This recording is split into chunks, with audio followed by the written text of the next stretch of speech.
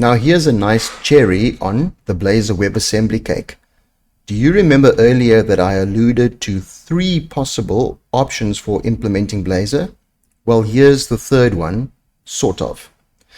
Blazor also enables the creation of what is called a progressive web application.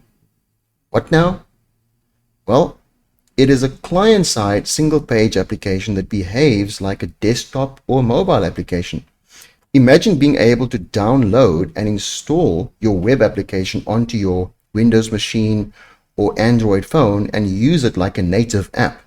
A progressive web application literally behaves like a native app, running in its own window rather than running in a browser tab. How cool is that?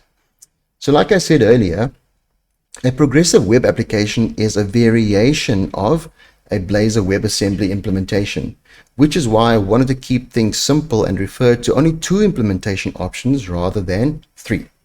You will see all of this in action in part 5 of this Introduction to Blazor series of lessons. You may wonder why these apps are called progressive. Well, I asked the same question.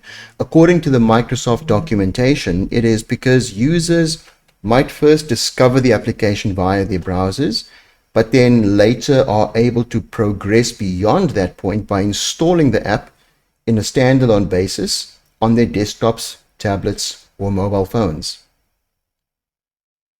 I want to mention just 2 more things before I move on to the next topic. The first is that you might be wondering about the security or privacy of your code if it gets downloaded to any arbitrary user's device.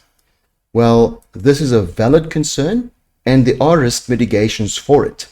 But we need to understand Blazor a little bit more, and so we'll only address that in part 4 of this series.